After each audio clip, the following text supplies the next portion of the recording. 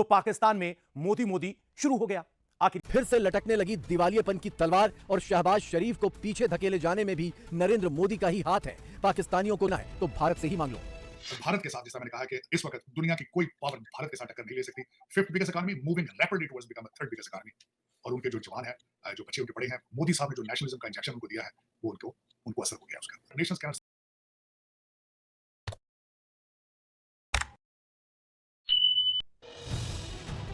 कतार में सबसे पीछे चला गया तो पाकिस्तान फिर से मोदी मोदी करने लगा। क्यों हमारे प्राइम मिनिस्टर को पीछे लाइन में खड़ा गया? इधर बुलाते हुए नरेंद्र मोदी को साथ खड़ा करना था मोहम्मद बिन सलमान ने।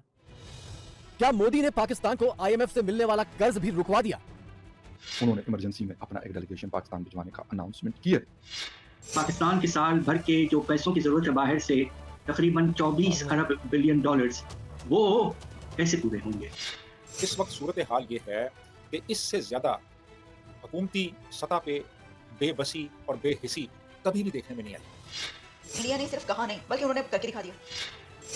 भिखारी पाकिस्तान का इस्लामिक कार्ड भी फेल हो गया। क्या ये भी मोदी ने किया? वो वक्त दूर नहीं जब पाकिस्तान को ना सिर्फ यूरोपियन कंट्रीज, अमेरिका, कनाडा, बल्कि गल्फ कंट्रीज में खासतौर पे सऊदी अरब और UAE भी वीजा देने से इनकार कर देंगे। भारत के साथ, जैसा मैंने कहा कि इस वक्त दुनिया की कोई पावर भारत के साथ टक्कर नहीं ले सकती। मोदी साहब ने जो नेशनलिज्म का इंजेक्शन उनको दिया है, वो उनको असर हो गया उसका। पाकिस्तान में आज की सबसे बड़ी खबर यह है कि मुल्क पर ताला लटकने की नौबत फिर से आ गई। फिर से हाहाकार मच गया। दुनिया भर की न्यूज एजेंसियों में यही खबर है और खुद पाकिस्तानी मीडिया हाउस भी यही खबर सुर्खियों में लगा रहे हैं, क्योंकि पाकिस्तान को IMF से मिलने वाले 7 अरब डॉलर के कर्ज पर बहुत बड़ा सवालिया निशान लग गया है। वजीर खजाना फरमा रहे थे कि हमारे दोस्त मुल्कों ने जो कर्जे की वापसी की मियाद की मुद्दत है उसमें इजाफा करने से भी इनकार कर दिया है, या वो रोल ओवर जिसे कहते हैं वो भी नहीं हो रहा। ये अगर सिचुएशन है तो डॉक्टर साहब हम कहां खड़े हैं? IMF का जो डेलीगेशन ये जो आए हैं तकरीबन 4.5 महीने पहले, इससे एक बहुत बड़ा परेशानी का इशारा मिलता है। और जो पाकिस्तान के साल भर के जो पैसों की जरूरत है बाहर से, तकरीबन 24 अरब बिलियन डॉलर्स, वो कैसे पूरे होंगे? इसलिए IMF का डेलीगेशन धड़ाधड़ पाकिस्तान पहुंच रहा है और शायद यही लग रहा है। सबसे पहले मैं तबसरा करना चाहता हूँ इस तस्वीर का।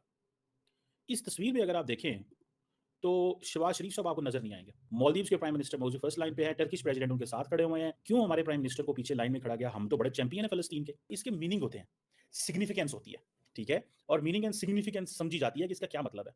हमें बताया गया है कि आपकी वैल्यू कितनी है। इधर बुलाते हुए नरेंद्र मोदी को साथ खड़ा करना था मोहम्मद बिन सलमान ने।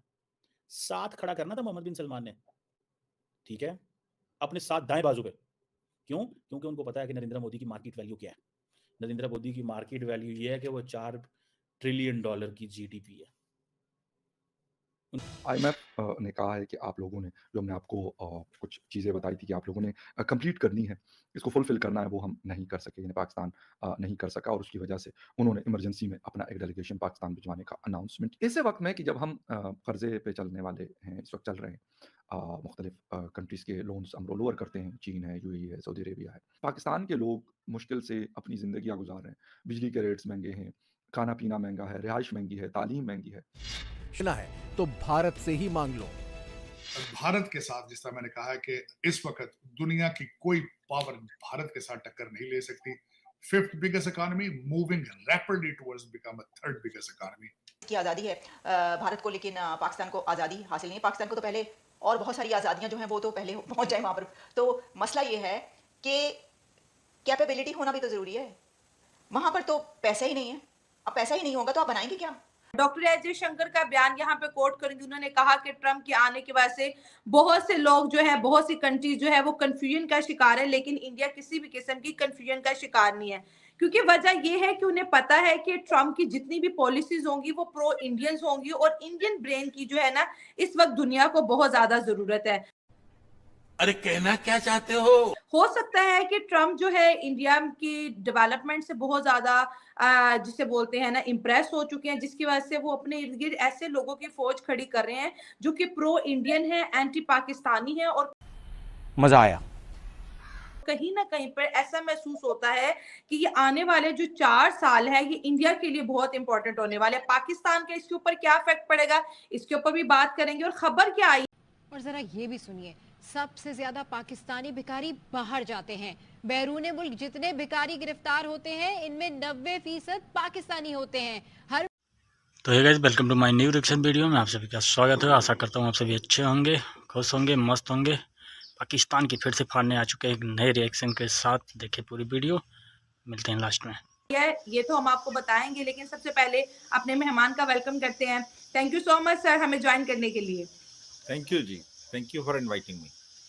सर बहुत बड़ी खबर आपके साथ शेयर करें। दो निहायत ही अहम स्टेट जो कि अमेरिका के अंदर बताई जाती हैं। पहले पर्सन का नाम है जी मार्को रूबियो, जो कि सेक्रेटरी ऑफ स्टेट जो है ट्रम्प के गवर्नमेंट के अंदर मुंतखब किए जाएंगे, और ये भी जी प्रो इंडियन है और एंटी पाकिस्तानी बताया जा रहा है। डर तो साफ दिख रहा है कि भारत के होंगे तो पाकिस्तान का क्या हाल होगा।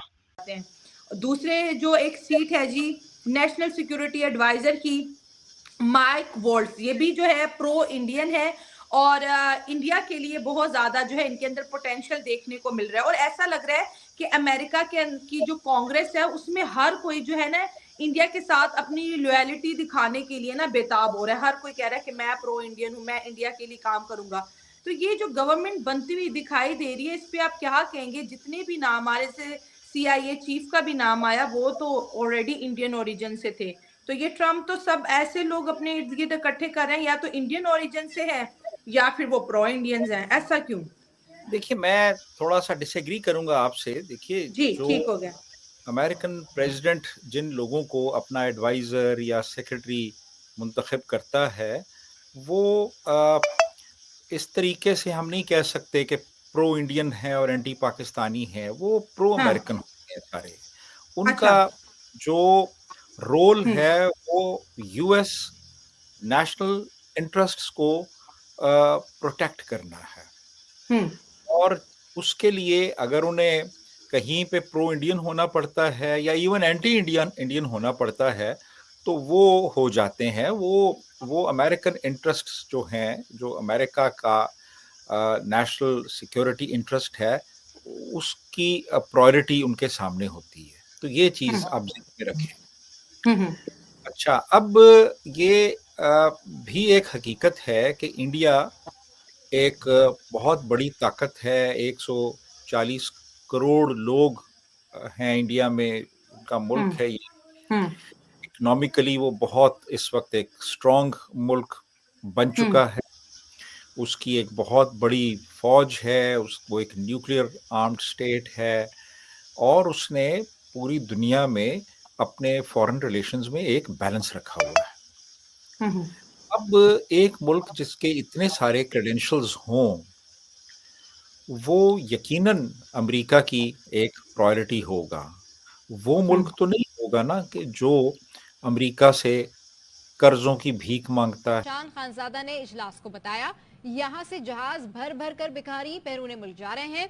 इतने अफराद है जो अपने मिलिट्री हार्डवेयर के स्पेयर पार्ट्स के लिए अमेरिका का मोहताज है, जो अपनी एक्सपोर्ट्स के लिए अमेरिका की तरफ देखता है, और जिसका अमेरिका के साथ जो एक रिलेशनशिप रहा है वो कोई इतना आप कहें स्टेबल भी नहीं रहा। यानी प्रेसिडेंट ट्रम्प ही ने कहा था कि पाकिस्तान हमारे साथ डबल गेम करता रहा, हमसे पैसे भी लेता रहा और तालिबान को एक प्रोटेक्शन भी देता रहा। तो अब एक ऐसा मुल्क जो मोहताज हो हर लिहाज से दुनिया में, जिसकी पॉलिटिकल इस वक्त सिचुएशन इंतहाई क्रिटिकल हो, इकोनॉमिकली वो बर्बाद हो चुका हो, वो मुल्क जो है वो तो अमेरिका के नेशनल सिक्योरिटी पैराडाइम में इस वक्त भी नहीं आता। अमेरिका के नेशनल सिक्योरिटी पैराडाइम में इंडिया आता है क्योंकि वो चाइना के लिए काउंटर बैलेंस का काम देता है। वो 140 करोड़ लोगों की एक मार्केट है। इंडियंस है वो अमेरिका में हर शोबे जिंदगी पे छाए हुए हैं। तो जाहिर है कि इंडिया अमेरिका की प्रायोरिटी होगा, और यही फैक्टर्स हैं। और फिर उनकी जो फॉरेन पॉलिसी रही है, यही फैक्टर्स है कि जो उन्होंने अपने ये दो एडवाइजर्स उन्होंने इस वक्त मुंतखब किए हैं, रिपोर्ट यही हुआ है, वो प्रो इंडियन हैं दोनों। तो ये वजह है कि इंडिया के अंदर वो क्वालिफिकेशंस मौजूद हैं जिनकी वजह से लोग इंडिया होते हैं।